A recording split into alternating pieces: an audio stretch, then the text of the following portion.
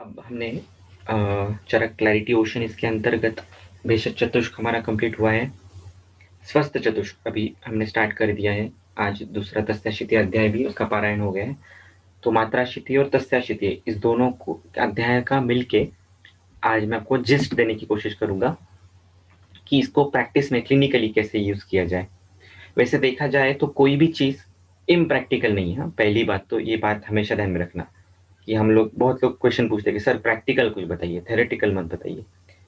चरक में, सुश्रुत में, वाग्भट में एक भी चीज, not a single word is impractical. आपकी प्रैक्टिस की डेफिनेशन क्या है उसके ऊपर डिपेंड करता है। और इस श्लोक का भी जो बता रहा हूं उसका भी रेफरेंस इसी अध्याय में है। मात्राशीति अध्याय का श्लोक नंबर 6 कहते हैं, न च एवं उक्ते द्रव्ये गुरु लाघवम अकारणम मन्ये। उनको भी कभी कभी ऐसा लगता है कि शायद ये ऐसे ही कहने के लिए बातें बना रहे हैं, कुछ भी श्लोक लिख रहे हैं, ऐसा लग सकता है शिष्य को भी। तो उन्होंने कह दिया है वहां पर उसके समाधान के लिए, न च एवं उक्ते द्रव्ये गुरु लाघवम अकारणम मन्येत। कोई भी चीज अकारण में नहीं बताऊंगा। डेफिनेटली उसके पीछे कुछ ना कुछ पर्पज है, लॉजिक है, रीजनिंग है। या लॉजिक नहीं भी है तो आपके काम की चीज है, आपको बाद में समझ में आएगी, अभी शायद समझ में नहीं आ रही है, या आपके लिए उपयुक्त है। हर चीज लॉजिक से ही तोड़ फोड़ के देखी जाए वो जरूरी नहीं, जैसे मैं बार बार कहता हूँ। ऐसे ही बात वाग्भट भी कहते हैं भग्न चिकित्सा में, यथा स्यात् उपयोगाय तथा तदुपदेक्ष्यते। जो चीज काम की है वही मैं बताऊंगा, जो चीज काम की नहीं है आपके लिए वो मैं बताऊंगा नहीं। तो ग्रंथ पे इस श्रद्धा से, इस आदर से हमें पढ़ना है। और इसी से प्रज्ञा विशुद्धि होती है, ये बात हमेशा ध्यान में रखना। जब हम स्वार्थ के लिए संहिता पढ़ते हैं, सिर्फ खुद के लिए पढ़ते हैं, तब आपको एक इंफॉर्मेशन मिलेगा, थोड़ा बहुत नॉलेज मिलेगा। लेकिन प्योर विजडम चाहिए है तो शास्त्र को श्रद्धा से पढ़ो, जैसा है वैसा पढ़ो। और हर एक शब्द पे जब श्रद्धा होती है ना, तो वो श्रद्धा आपसे बात करता है, गुफ्तगू करता है। हर एक शब्द के मायने होते हैं, provided that you are learning for the sake of learning, learning for the sake of earning. Earning के लिए लर्न नहीं कर रहे। और ऐसा पढ़ोगे तो अपने आप पैसे तो मिलता ही, हर चीज मिलती है। ये शास्त्र का परम आदर बहुत जरूरी है। तो माता शितीय स्वस्थ चतुष्क का पहला अध्याय, जैसे मैंने आपको पहले भी बताया था कि जो हर एक चतुष्क है उसका फर्स्ट अध्याय तो इंपॉर्टेंट है ही, लेकिन जो हर एक चतुष्क का फोर्थ अध्याय होता है उसे शिखर अध्याय कहा जाता है। और वो सबसे ज्यादा इंपॉर्टेंट होता है, उसमें कुछ विशेष अर्थ छुपा होता है। तो षड विरेचना शितीय ये जो अध्याय है उसमें महाकषाय का वर्णन विशेष अध्याय है। इंद्रिय उपक्रमणीय एट्थ अध्याय विशेष अध्याय है, क्योंकि वहां पर इंद्रिय मन बुद्धि की बात छेड़ी गई है। और प्रज्ञा अपराध ये जो है सभी व्याधियों का मूल है। तो जिसने इंद्रिय उपक्रमणीय अध्याय मास्टर कर लिया खुद के लाइफ में, वो खुद की लाइफ तो एनहांस करेगा ही, लेकिन लोगों का प्रज्ञा अपराध दुर्गुणों का कैसे दूर करना ये भी उसे टेक्निक समझ में आ जाएगी। वात कला के लिए ट्वेल्थ अध्याय, निर्देश चतुष्क का शिखर अध्याय। जिसको वात संकल्पना समझ गई उसको आयुर्वेद समझ गया। राइट, पित्तम पंगु कफम पंगु पंगुओ मर धात्वा वायुना यत्र नियंते तत्र वर्षंति मेघवत। 16 अध्याय, स्वभाव परमवाद जिसमें है चिकित्सा प्राभृतीय। जिसको स्वभाव परमवाद समझ में आ गया उसको धातु साम्य कैसे करना ये कंसेप्ट समझ में आ गई। 20वां अध्याय, महारोगाध्याय, रोग किस प्रकार से मैनिफेस्ट होते हैं, रोगों का संख्या संप्राप्ति विशेष किस प्रकार से समझना है, ये जिसमें समझ में आ गया, क्योंकि वहां पर संख्या का निर्देश है। संख्या ये परादि गुण है, चरक सूत्र 726-27। परादि गुण ये सिद्धि उपाय गुण है। जिसे मैथमेटिक्स समझ में आ गया चरक का, वो किसी भी रुग्ण का कोई भी मैथ सॉल्व कर सकता है, व्याधि का। राइट। 24वां अध्याय, विधि शोणितीय शिखर अध्याय, रक्त धातु। रक्त धातु प्राणो ही शोणितम अनुवर्तते, धातु क्षय वृद्धि शोणित निमित्ते। तो जहां जहां पर प्राण है, जहां जहां पर धातु का निर्माण है, वहां पर रक्त की जरूरत है, इसलिए रक्त को तो समझना बहुत जरूरी है। विविध शीत पीतीय 28 अध्याय, आहार किस प्रकार से खाना चाहिए, बहुत सूक्ष्मता से, बहुत ही बारकाई से वर्णन है। और बाद में बचे हुए दो संग्रह अध्याय 29 और 30 कि जिसमें अर्थ विज्ञान बताया गया है कि हृदय एक्सपर्ट आपको कैसा बनना है, सुपर स्पेशलिटी प्रैक्टिस आप आयुर्वेद में कैसे कर सकते हो, इस प्रकार का वर्णन है। तो इन अ नटशेल देखिए किस प्रकार से रचना की है, क्या उसके पीछे का लॉजिक होगा। Isn't it amazing.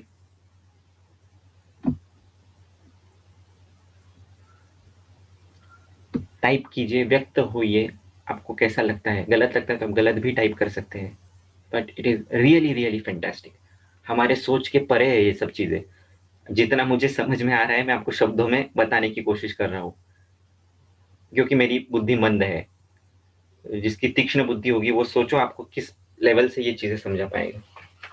Right, exactly.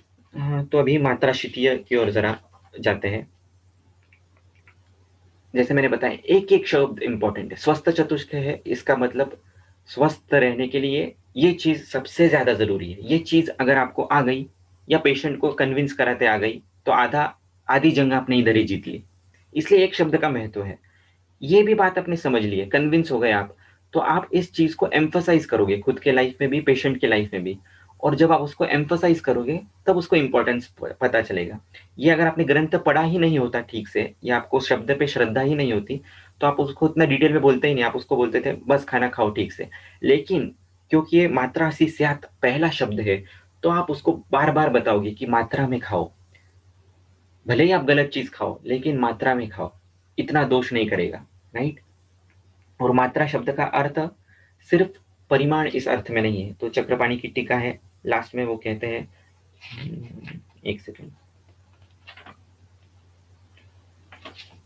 Fourth श्लोक की एंड में टीका है, तदेवं सर्वगुण संपन्न आहारो मात्रा व अनुच्यते। सर्वगुण संपन्न आहार होना ही मात्रा है। ये मात्रा शब्द का एक अलग अर्थ हो गया, अलग डायमेंशन हो गया।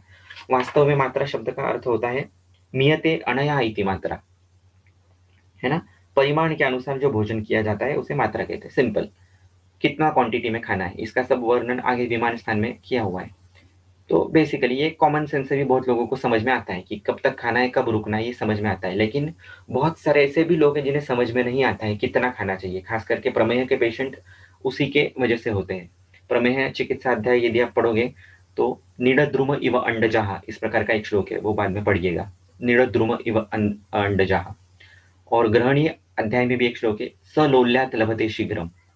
लौल्य के कारण कोई भी व्याधि फास्ट होता है। और प्रमेह भी ये लौल्य प्रधान व्याधि है, ग्रहणी भी लौल्य प्रधान व्याधि है। ये सब व्याधियां कहीं ना कहीं मात्रा से रिलेटेड है। अमात्रा में सेवन, विषम मात्रा में सेवन, अति मात्रा में सेवन, खास करके ये संतर्पण व्याधियों का मूल है।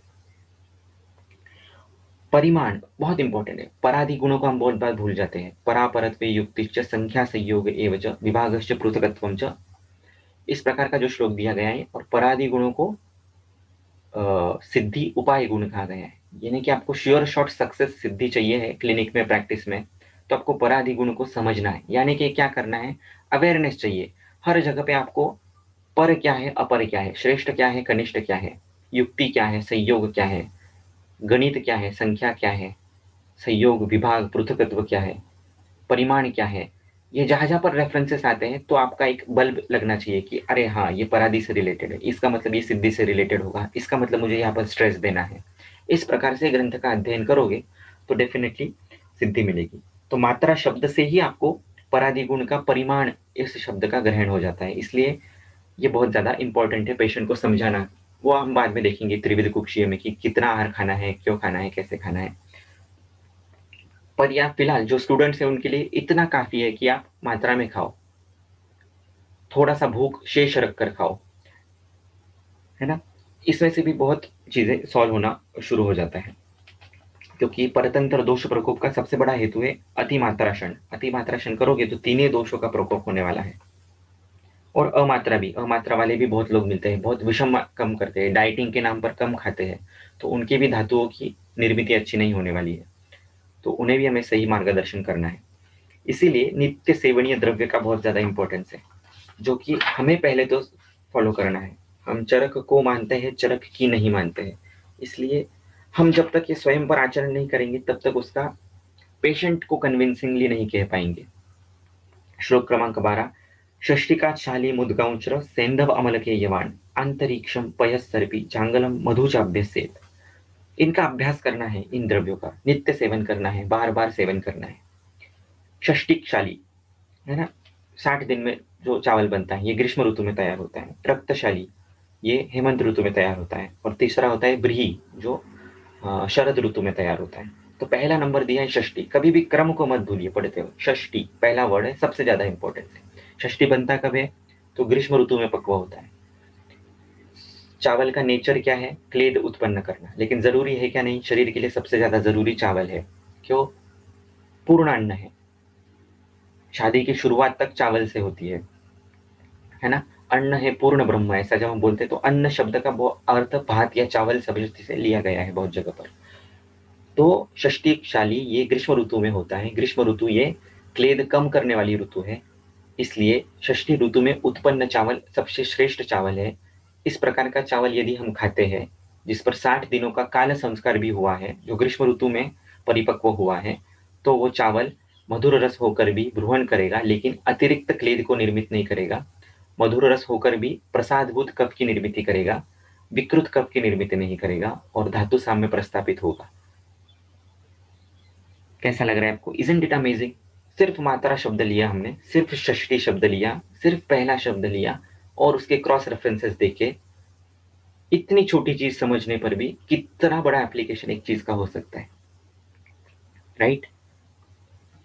तो आज से कौन षष्टिशाली स्टार्ट करेगा खाना, या एटलीस्ट उसके बारे में जानने की तो कोशिश करेगा, कहाँ मिलता है, कैसे मिलता है, कैसे पकाना चाहिए उसे, राइट? सर ठीक है। खरीदेंगे तो किस नाम से खरीदेंगे? मिलता है मैडम, वो साठे साड़ी करके मराठी में बोलते हैं, और षष्टिशाली करके रहता है बहुत जगह पर।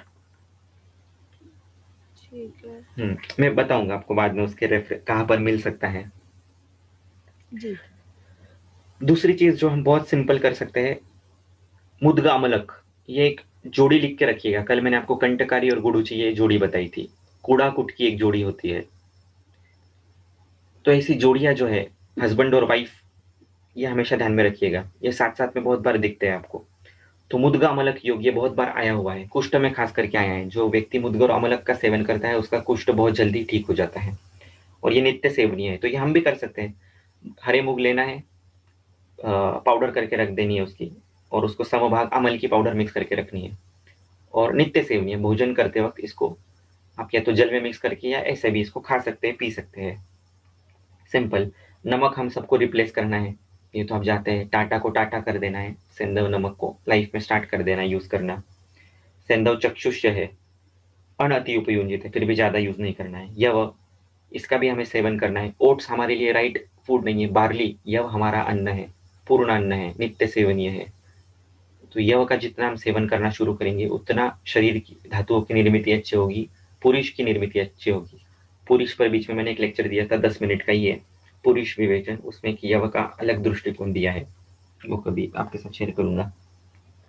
अंतरिक्षम पया, एक आज ये मैम ने एक अच्छा आइडिया दिया हंसोदक का, तो इस प्रकार से आप जल की निर्मित कर सकते हैं। सर्पी, घृत का अभ्यास हमें करना है, सेवन करना है। हर एक वैद्य को लेना ही चाहिए, पेशेंट को भी उसकी अवस्था के हिसाब से देना ही चाहिए। हर कहीं पर भी घृत, घृत के सिवा तो आयुर्वेद अपूर्ण है। सिर्फ अवस्था पता चाहिए, कब देना है कब नहीं देना है। वात पित्तोत्तर अवस्था में घृत दिया जाता है। अग्नि यदि मंद हो आम अवस्था के कारण तो घृत नहीं देते हैं। धातु बल कम होने के कारण, धातु क्षीण होने के कारण यदि अग्नि मंद है तो घृत दिया जाता है। और वात पित्तोत्तर अवस्था, जिस किसी के भी शरीर में वात पित्त बढ़ा हुआ है, रुक्षता बढ़ी हुई है, उष्णता बढ़ी हुई है, वहां घृतम परम औषधम, घृत से बढ़कर कोई दवाई नहीं। जंगल मांस रस, इसका सेवन जो मांसाहार करने वाले लोग हैं उन्होंने करना चाहिए। हालांकि मांसाहार ये आध्यात्मिक एंगल से, स्पिरिचुअलिटी के एंगल से निषिद्ध ही है। दैवोपाश्रय, जैसे कि मैंने पहले बताया था कि प्रथम चिकित्सा दैवोपाश्रय चिकित्सा है। सद्यो अक्लेशेन हंति। तो जिस किसी को भी अपना व्याधि पूरी तरीके से ठीक करना है, अन्य किसी व्याधि में लैंड नहीं करना है, स्पिरिचुअल ग्रोथ करनी है, उसे मांसाहार करना ही नहीं चाहिए। ओके, एक पुनः अलग विषय हो जाएगा। मधु चाभ्यसेत, मधु का भी सेवन करना है। मधु के विषय में भी फिर से वही प्रॉब्लम है, कौन सा मधु अच्छा है, कैसा लेना है, उसके ऊपर बाद में कभी चर्चा करेंगे। कहने की बात यह है कि नित्य सेवनीय द्रव्य कौन से आपको पता होना चाहिए, और पेशेंट को इसका अभ्यास कराते आना चाहिए। क्योंकि व्याधि अपने आप ठीक होता है 90%, आपका काम 10% ही होता है, और ये 10% में होता है कि धातु साम्य की परंपरा उसमें निर्माण करने के लिए पॉजिटिव चीजें उसमें आप देना शुरू करें। तो एक स्वभाव परम बात पे भी यूट्यूब पे मेरा लेक्चर आपको मिलेगा, वो भी एक बार आप फुर्सत में कभी पढ़िएगा। सुनिएगा, तो उसमें एक आपको एक नया एंगल, नया डायमेंशन मिलेगा, ट्रीटमेंट कैसे करनी चाहिए। अब आगे बढ़ते Sir, हैं। हाँ बताइए, a question. पूछिए। This is a very practical question. Yes ma'am. How can we ask a patient who stays in North India or who has come from North India, who साथ में is Goduma, ask them to use a Shashti Kashali? Right. In अभी South देखिए, India, Shashti is a staple food. Right right right, agreed.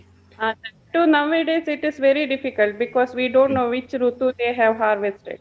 Right. How old it is. As it grows, as it is matured old, the rice is good. In olden days, there was every house has a field. They had it, and they right. know which one to. Not new rice is not good for anybody. So that's what? How can practically advise? Goduma is when I have a North Indian patient. How can I ask to take that is a satmya for them. Right. हाँ, अभी देखिए इसमें ऐसा है, अच्छी बात बताई आपने, वेरी नाइस। सो गोधूम का वर्णन नित्य सेवनीय में चरक ने नहीं किया है, लेकिन वाग्भट ने किया हुआ है। वाग्भट नित्य सेवनीय में गोधूम का वर्णन करते हैं। सो ये देश के हिसाब से भी आप परिवर्तन इसमें करना जरूरी होता है। जैसे अभी जिसको गोधूम साथ में है उसको गोधूम ही करना है, जिसको चावल साथ में उसको चावल ही करना है। और यदि दोनों नहीं मिल रहे उपलब्ध, तो आप कहीं से मंगवा कर भी उसे आप दे सकते हो। जैसे गोधूम का चूर्ण करके रख दिया और उसको एज अ औषध भी आप सेवन कर सकते हैं। चावल नहीं मिल रहे, कहीं से लाया, उसका फ्लोर बना के रख दिया, आटा बना के रख दिया, और उसको एज अ दवाई भी आप उसको सेवन करवा सकते हैं। सो नित्य सेवनीय का सेवन करना किसी भी फॉर्म में बहुत ज्यादा जरूरी है, रादर दैन दूसरी चीजों का सेवन करना। पिज्जा बर्गर वो सेवन करे, उससे तो कहीं अच्छा है कि आप भले ही असात्विक चीज का सेवन करें, लेकिन वो नित्य सेवनीय कैटेगरी में से हो। Right. So this is possible. Right Payaswini ma'am. Yeah. Oh, so this thing can be done. इसके ऊपर फिर से हम ग्रुप पे डिस्कस करेंगे, ये भी बहुत बड़ा विषय है। thank you very much. Yeah. Sir मुदक आमलक योग में मुदक को फिर हमने पाउडर किया, क्या उसको भून के किया या हाँ, कच्चे को किया? भून के ही करना चाहिए आइडियली। हल्का हो जाएगा ना, जितना लघुता उसमें हम लाएंगे उतना अच्छा है। नहीं भी किया तो भी चलेगा, क्योंकि वो इनबिल्ट लघु है, लेकिन और करते तो और लघु हो जाएगा। और वैसे भी क्लेद की संपत्ति कुष्ठ में होती है, तो वहां पर जो भी योग दिए जाए वो लघु वृक्ष इस प्रकार से देने चाहिए।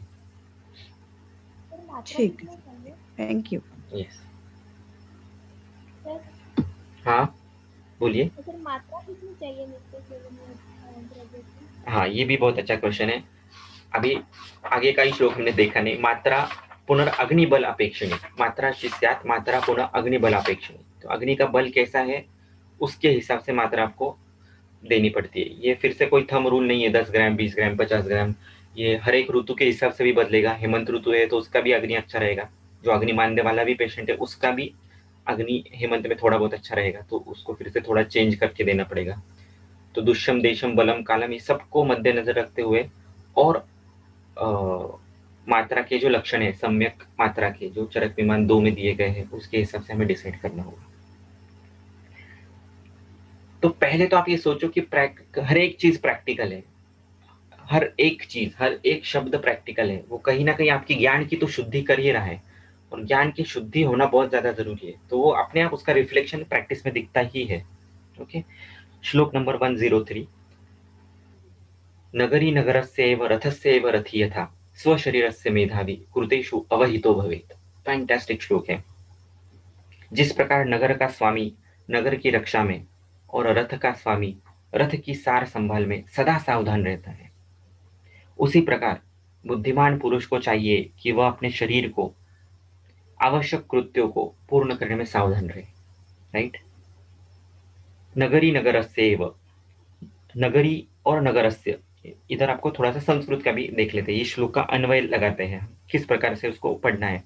बहुत बार हमें ट्रांसलेशन तक पढ़ने की जरूरत नहीं है यदि हम उसका अन्वय ठीक से लगा पाए। भवेत ये क्रियापद है, पहले क्रियापद देखना चाहिए कौन सा आता है। अभी इसी श्लोक को सिर्फ रीअरेंज करते हैं, तो आप ये सोचिए आपको जरूरत है क्या ट्रांसलेशन पढ़ने की। यथा नगरी नगरस्य इव, नगरी मतलब नगर का रक्षक, प्राइम मिनिस्टर बोल लीजिए देश के हिसाब से देखा जाए तो। यथा नगरी नगरस्य इव रथी रथस्य इव, रथ का स्वामी जो होता है वो रथी, रथस्य इव। तथा, तथा लिखा हुआ नहीं है, वो अनुक्त से समझना है। तथा मेधावी, मेधा वाला व्यक्ति स्व शरीरस्य, खुद के शरीर की, कृत्येषु अवहिताः भवेत्, अपने शरीर की कृत्यों को पूर्ण करने में सावधान रहता है। इन शॉर्ट इसने 2 एग्जाम्पल दिए, चक्रपाणी की टीका में आपको उसका आंसर मिलेगा कि शरीर के अंतरंग जो हेतु है यानी कि दोष, जैसे एक नगरी होता है वो अपने देश के जो लोग हैं, देश को देश के लोगों से ज्यादा भय होता है ना। हमारे ही लोग, या नरेंद्र मोदी का ही एग्जाम्पल लेता हूँ, मोदी को सबसे ज्यादा तकलीफ किससे है तो कांग्रेस से है या बाकी पार्टियों से है, तो वो लोग ही देश का ज्यादा नुकसान कर रहे हैं। देश के अंतर्गत ही संरचना ज्यादा खतरनाक होती है, इसलिए दोषों की तरफ पहले ध्यान रखना है, जो स्वयं दोष शरीर का भाग है। और रथ सेव रथीय था, इससे बाह्य आगंतुज हेतुओं के तरफ ध्यान किया गया है। तो जो व्यक्ति निज हेतुओं से और आगंतुज हेतुओं से हर दम हर क्षण रक्षा में लगा हुआ रहता है शरीर की, उसे कोई विकार होता नहीं है। मोदी जी बिल्कुल इसी श्लोक का फॉलो कर रहे हैं, देशवासियों को जीत रहे हैं और बाहर जाकर हर देश में इधर उधर जाकर आगंतुज रोगों पर काबू पाने का प्रयत्न कर रहे हैं। कृतेषु अवहितो भवेत्, तो हर जगह आयुर्वेद है, उनको पता भी नहीं है कि वो इस श्लोक को फॉलो कर रहे हैं वो, है ना। ठीक है, यहाँ तक क्लियर है मात्रा शितीय से। और कुछ आपको पूछना है क्या? कोर्स का उद्देश्य आपको क्लैरिटी लाना है, स्पून फीडिंग करना नहीं है। आप इसको पढ़ेंगे, फिर से क्वेश्चंस आप पूछेंगे, उसके ऊपर आंसर मिलेगा, क्योंकि बेसिक तो आप सबको पता ही है। आपको आउट ऑफ द बॉक्स और कुछ कंसेप्ट जहां पर वीक है वो क्लैरिटी देना ही इस कोर्स का उद्देश्य है। तो पूरा अध्याय तो इट्स इम्पॉसिबल, क्योंकि एक श्लोक ही हमने देखा, एक शब्द के ऊपर 1 घंटे तक, 3 घंटे तक बोला जा सकता है क्रॉस रेफरेंस के आधार पर। ठीक है, 2 मिनट में कुछ क्वेश्चन होगा तो पूछ लीजिए या चैट बॉक्स में डालिए। उसके बाद मुझे तस्या शितीय से रिलेटेड कुछ आपको इंपॉर्टेंट बताना है, वो बताता हूँ।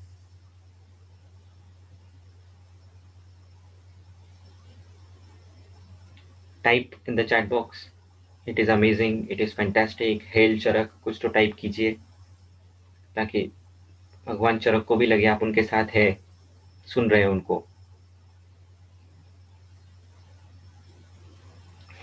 राइट। और कुछ चीज आपको समझ में नहीं भी आती है तो कोई प्रॉब्लम नहीं, धीरे धीरे समझ में आता है। जैसे मैंने आपको बताया कि सबकॉन्शियस फीडिंग हो रहा है और ऑडियोज भी आपके पास है, तो फोमो में मत जाइए, फियर ऑफ मिसिंग आउट में मत जाइए। कुछ मिस नहीं होता है, जितना जरूरी होता है जिस वक्त उतना बराबर आपको मिलता ही चला जाता है। हर एक चीज समझ में आ जाए ये भी जरूरी नहीं है, और मेरी हर एक चीज आपको कन्विंस हो ये भी जरूरी नहीं है, क्योंकि मैं आप तो नहीं हूँ, है ना। तो आप मुझसे डिसएग्री भी कर सकते हो, स्ट्रेट अवे बोल भी सकते हो, सर नहीं ये गलत है, ये ऐसा होना चाहिए। So I am totally for it. Okay, important is pure learning, जितना हो सके हम अपने थॉट्स को प्योर बनाते चले जाएं। ठीक है, तो अभी तस्या शितीय देख लेते हैं। मेरे 3 गुरु है, सदगुरु वास्तव में। एक ऋषिकेश मेत्रे सर है, एक प्रमा जोशी मैम है, और एक तपन कुमार सर है गुजरात से। इनसे जो प्राप्त किया ज्ञान है वही आपको मैक्सिमम यहाँ पर मिल रहा है। मेरा जो है कॉन्ट्रीब्यूशन इसमें बहुत कम है। तो जो भी चीज़ें वंडरफुल है, फैंटास्टिक है, अमेजिंग है, वो उनसे आई हुई है।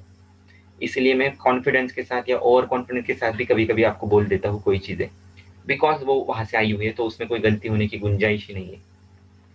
और जहां पर मुझे भी डाउटफुल है तो मैं वहां पर क्लियरली आपको वैसा बोल देता हूँ कि आप ये कर सकते हैं। तो अभी जो वाक्य आने वाला है ये प्रमा मैम से आया हुआ है, इसलिए विदाउट अ डाउट इससे बढ़कर कोई वाक्य हो नहीं सकता। विजुअलाइज कैसे करते हैं देखिए, बड़े लोग गुरु जो ले रहते हैं उनका विजन किस प्रकार से होता है। स्वस्थ चतुष्क मैम ने इसको कोरिलेट किया है पंचकोश शरीर से, वो हम देखने वाले हैं बाद में डिटेल में। तो उनका कहना ऐसा है कि 5वां और 6वां जो अध्याय है, मात्रा शितीय तस्या शितीय, ये आपके अन्नमय कोश की शुद्धि के लिए बनाया हुआ है। जो जो कुछ जरूरी है आपके शरीर के, स्थूल शरीर के अच्छा रखने के लिए, वो वहां पर उसका सब वर्णन है। 7वां जो अध्याय है वो न वैगान धारणीय, वो आपके प्राणमय कोश के लिए बनाया गया है। आपका प्राण की शक्ति, प्राण ये शक्ति है, रक्त के आधार से वो काम करती है, उसको किस प्रकार से अच्छा रखा जाए उसके लिए न वैगाण्य धारणीय है। और 8वां जो अध्याय शिखर अध्याय है स्वस्थ चतुष्क का, वो आपके विज्ञानमय कोश और मनोमय कोश यानी कि बुद्धि, मन, अहंकार, चित्त, इसके ऊपर काम करने के लिए लिखा गया है।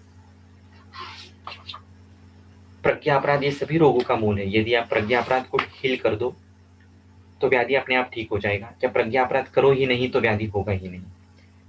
तो जो व्यक्ति, जो पेशेंट तीक्ष्ण बुद्धि का है, वो प्रज्ञा अपराध से ठीक होगा, वो 8th अध्याय से ठीक होगा। जिसकी बुद्धि मध्यम है वो न वैगाण्य धारणीय से ठीक होगा, और जो मंद बुद्धि का है वो मात्राशितीय और तस्याशितीय से ठीक होगा।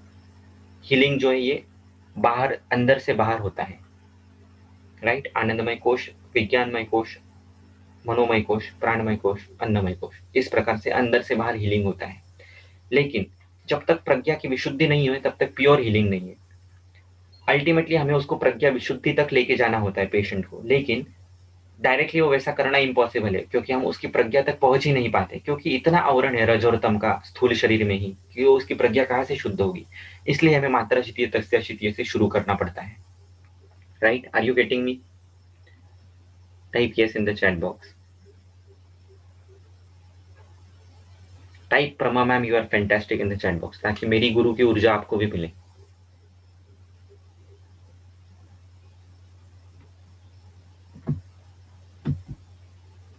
ये बातें कभी कॉलेज में कोई सिखाता नहीं, ना समझ में आती है। इसके लिए गुरु ही चाहिए, सदगुरु ही चाहिए, जिसने उस चीजों को कितने अध्ययन के बाद उन्होंने इस चीज को समझा होगा। आपको यह एक वाक्य कितना इजीली मिल गया है ना। So that is the beauty of सदगुरु। फैंटास्टिक। अभी हमारे पास सिर्फ हार्डली 10 मिनट्स बचे हैं, तब तक एक बहुत इंपॉर्टेंट कंसेप्ट जो बहुत प्रैक्टिकल है, वाकई में प्रैक्टिकल है, राइट, वो आपको बता देता हूँ। कोई बात नहीं मैत्रेय मैम, हम इसके ऊपर एक फिर से लेने वाले हैं, उसमें आपको बताऊंगा कि पंचकोश और इसका कैसा प्रैक्टिकल रिलेशन है। अभी तस्याशितीय से एक बात ऐसे बता देता हूँ कि पूरा जो हमारा दिन है 24 घंटे का, वो 8 यामों में विभक्त होता है। अच्छे से ध्यान से सुनिएगा, 8 यामों में विभक्त किया गया है। पूर्वान्न, मध्याह्न, अपराह्न, सायंकाल, प्रदोष, निशीथ, त्रियामा और उषा। ठीक है, अभी हम इसको मान के चलते हैं कि सूर्योदय 6 बजे हो रहा है, तो पूर्वान्न जो है ये 3 घंटे का रहेगा, 6 बजे से लेकर 9 बजे तक सुबह। मध्याह्न जो है ये 9 बजे से लेकर 12 बजे तक। अपराह्न 12 बजे से लेकर 3 बजे तक। सायंकाल 3 से 6, प्रदोष 6 से 9, निशीथ जो है वो रात के 9 से 12, त्रियामा 12 से 3 प्रातः के इसमें, और उषा काल जो है वो सुबह का, प्रातः काल का 3 बजे से लेकर 6 बजे तक का। अभी फिर से एक वाक्य देता हूं जो मेरे गुरु वैद्य अनिल पानसे इनका है, मराठी में है, उसको हिंदी में बताता हूँ बाद में। ज्याला 3-13 कळले त्याच्या आयुष्यात कधीच 3-13 वाजत नहीं। मतलब जिसको वाग्भट सूत्रस्थान 3रा अध्याय समझ में आ गया और फिर 13th अध्याय समझ में आ गया, वो कभी भी कोई गलती नहीं करता, या उसको हर एक प्रकार की चिकित्सा आना शुरू हो जाता है। क्यों? उनका ऐसा कहना था कि जो व्यक्ति हर एक पेशेंट में, जो डॉक्टर, जो वैद्य हर एक पेशेंट में ऋतु विजुअलाइज कर सकता है। जैसे उधर का पेशेंट है तो वहां पर वर्षा ऋतु चल रहा है उसके शरीर में। कोई पेशेंट वात रक्त का है तो उसके शरीर में ग्रीष्म और शरद ऋतु साइमल्टेनियसली चल रहे हैं। इस प्रकार से जो हर एक व्याधि में, हर एक रुग्ण में ऋतु विजुअलाइज कर सकता है, और फिर उसको सिंपल है, फिर आपको ऋतु विपरीत चिकित्सा देनी है। जो जैसा ऋतु है उसके विपरीत आपको उसको आहार देना है। सिंपल आहार विहार औषध सब उसमें आ गया। आपको सिर्फ ऋतु आइडेंटिफाई करना है, और वो भी गुण के बेसिस पे। आपने यदि ऋतु आइडेंटिफाई कर लिया और गुण आइडेंटिफाई कर लिया तो उसके विपरीत आपको उन गुणों का ऋतु विपरीत आहार विहार उसको दे दिया तो चिकित्सा हो गई। ठीक है, तो मैं ये आपको क्यों बता रहा हूँ पूर्वान्न मध्याह्न, तो इसका एक लॉजिक है। ये सुश्रुत सूत्रस्थान 6th अध्याय में दिया है, सिर्फ सुश्रुत का एक्सक्लूसिव रेफरेंस है कि उसने हर एक ऋतु को, हर एक दिन को ऋतु से कोरिलेट किया है, हर एक दिन के एक भाग को ऋतु से कोरिलेट किया है। जैसे पूर्वान्ने वसंताः, सुबह 6 बजे से लेकर 9 बजे तक का समय सुबह का, वो वसंत ऋतु से कोरिलेट किया गया है। यानी कि इसमें वसंत के लक्षण दिख सकते हैं, या वसंत ऋतु का सेवन करना चाहिए, इस प्रकार से। मध्याह्न जो है ये ग्रीष्म ऋतु से रिलेटेड है। अपराह्न ये प्रावरुट ऋतु से रिलेटेड है। प्रदोष यानी कि शाम के 6 से 9 का समय ये वर्षा से रिलेटेड है। अर्धरात्र ये त्रियामा में आएगा, रात के 12 से 3 बजे तक, ये शरद ऋतु से रिलेटेड है। और उषा जो है ये हेमंत ऋतु से रिलेटेड है। अभी इसका एप्लीकेशन देखिए, ऋतु हरितकी के हिसाब से इसका एप्लीकेशन बताता हूँ। पूर्वान्न, अभी हम पूर्वान्न में है, अभी वसंत ऋतु चल रहा है शरीर में। वसंत ऋतु कफ बढ़ाएगा, कफ प्रकोप का काल है, कफ प्रकोप ना हो शरीर में, इसलिए हर वैद्य ने हरितकी का सेवन करना चाहिए मधु के अनुपान के साथ इस समय में। आगे हम मध्याह्न में बढ़ेंगे, ग्रीष्म ऋतु आएगा 9 बजे से लेकर 12 बजे तक। ग्रीष्म ऋतु यानी कि वात पित्त बढ़ी हुई अवस्था, रुक्ष उष्ण गुण बढ़ा हुआ है,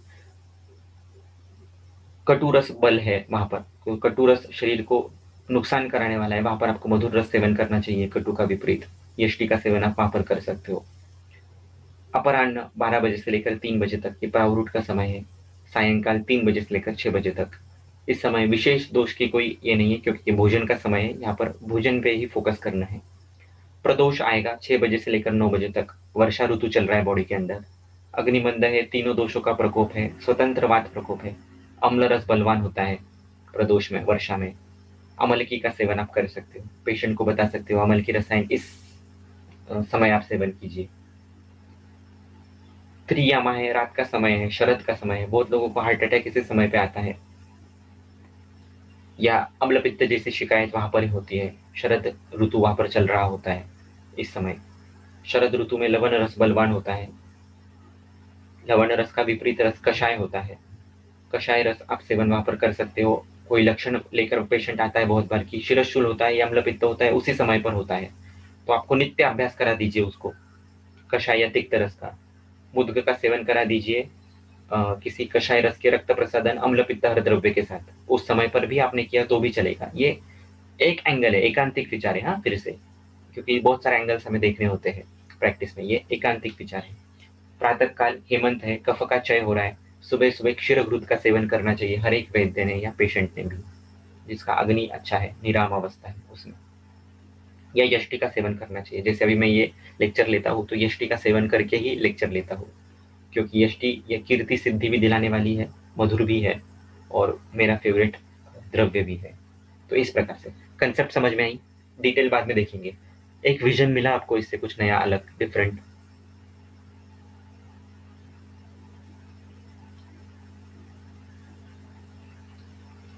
please type in the chat box. Yes, very nice. जितना समझिए, जितना ग्रहण हो रहा है उतना कीजिए।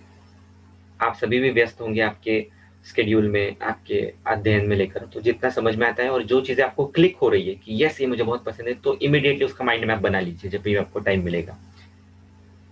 संपूर्ण चरक संहिता आप इस लाइफ टाइम में ना तो पूरी समझने वाले हो, ना पूरी प्रैक्टिस करने वाले हो।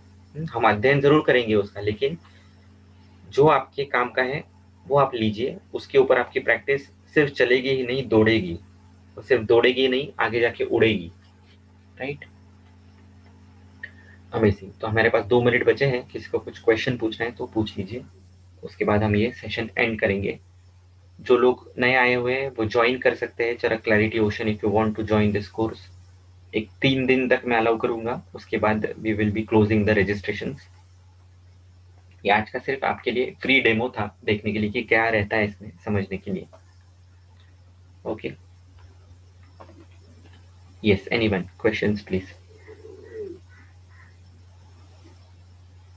Because this is a recorded session, जो लोग रिकॉर्डिंग सुन रहे हैं हर्षल वैद्य चैनल पे, तो मेरा नंबर नोट कर लीजिएगा, 9503504200, वैद्य मयूर सुराना। आप मुझे व्हाट्सएप कीजिएगा if you want to join this course, या अन्य किसी चीज की आपको आवश्यकता है और लर्निंग में। तो जी सर, कषाय रस का तो सबसे बेस्ट द्रव्य लवण के अपोजिट ये हरितकी ही है। पंचरस है, लवण वर्जित है और कषाय प्रधान है। ठीक है सर, रसांजन और सौविरांजन के बारे में बताइए कुछ। जी। भी ये सेशन एंड हो जाएगा तो जितना होता है उतना बताता हूँ। देखिए, जी। अंजन ये बहुत बड़ा उपक्रम है। सबसे पहला उपक्रम अंजन बताया है भगवान चरक ने। हमने नित्य अंजन करना चाहिए, पहली बात। मधु से तो करना चाहिए, रसांजन श्रोविरांजन मिलता है नहीं मिलता है बात की बात है। मधु से हर एक वैद्य ने अंजन करना चाहिए सुबह उठने के बाद। क्योंकि चक्षु प्रधानम इंद्रियाणाम, सभी इंद्रियों में प्रधान चक्षुरेंद्रिय है। पेरिफेरल विजन आपकी बढ़े, पारायण आपको ग्रैस्प हो, इसलिए चक्षुरेंद्रिय का अच्छा होना बहुत ज्यादा जरूरी है। और आज तो बहुत ज्यादा जरूरी है क्योंकि हमारा स्क्रीन टाइम बहुत बढ़ चुका है। सिंपल मधु का अंजन कीजिए। चक्षु तेजोमयम विशेषात श्लेष्मणोभयम, श्लेष्म का भय यदि मिटाना है तो अंजन सबसे बड़ा उपक्रम है। अग्नि बढ़ेगा वहां का, आलोचक अग्नि बढ़ेगा तो ग्रास्पिंग बढ़ेगा, उसका इफेक्ट साधक अग्नि पे जाएगा। साधक अग्नि बढ़ेगा तो भूख बढ़ेगी, ज्ञान ग्रहण की भूख बढ़ेगी, तो आदमी अपने आप फोकस्ड हो जाएगा अच्छी अच्छी चीजों में, और उसका एक अंजन का इम्प्लीकेशन बहुत बड़ा हो सकता है। तो रसांजन तो आपको पता है, जैसे दारू हरिद्रा के क्वाथ से बनाया जाता है, मार्केट में 1 या 2 ही फार्मेसी का मिलता है। और सौम्य अंजन आपको ज्यादा करके करना है, तीक्ष्ण अंजन हफ्ते में 1 बार ही करना होता है। तो मैं सबसे बेस्ट सलाह देता हूँ, वो आप उस झमेले में न पड़कर मधु और घृत का या सिर्फ मधु का अंजन भी नित्य नियमित करते हैं तो लगभग उतना ही इफेक्ट मिलता है। उसके पीछे का लॉजिक यही है कि आपको कफ से भय है, और कफ का भय उसका कम करना है, कफ मिटाना है स्थानिक। तो मधु सबसे उत्तम कफहर द्रव्य है, उसका अंजन आप कर सकते हैं, राइट।